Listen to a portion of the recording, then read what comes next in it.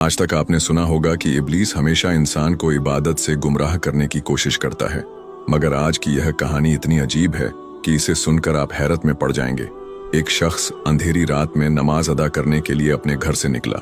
रास्ता बहुत अंधेरा था और चलते हुए उसे ठोकर लग गई। वह मुंह के बल गिर पड़ा और कीचड़ से लथपथ हो गया। गंदे कपड़े देखकर वह वापस घर लौटा, लिबास बदला और फिर से मस्जिद की ओर रवाना हुआ। अभी कुछ ही कदम चला था कि उसे दोबारा ठोकर लगी और वह फिर गिर पड़ा, मगर उसकी हिम्मत कम न हुई। वह फिर घर लौटा, कपड़े बदले और एक बार फिर मस्जिद की ओर बढ़ा। इस बार जब वह घर से बाहर निकला तो दरवाजे पर एक अजनबी खड़ा था, जिसके हाथ में एक चमकता हुआ चिराग था। अजनबी चुपचाप उसके आगे आगे मस्जिद की तरफ चल पड़ा।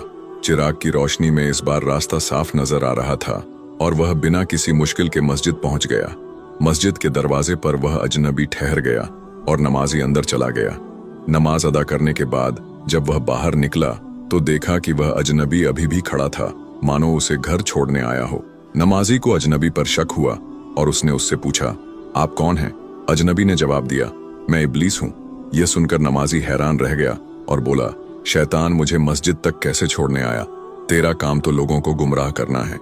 इब्लीस हंसते हुए बोला, जब पहली बार तू गिरा तो अल्लाह ने तेरे सारे गुनाह माफ कर दिए। जब दूसरी बार गिरा तो अल्लाह ने तेरे पूरे खानदान को बख्श दिया। मुझे डर था कि अगर तू तीसरी बार गिरा तो अल्लाह पूरे गांव को बख्श देगा, इसलिए मैं चिराग लेकर आया ताकि तू बिना गिरे मस्जिद पहुंच जाए।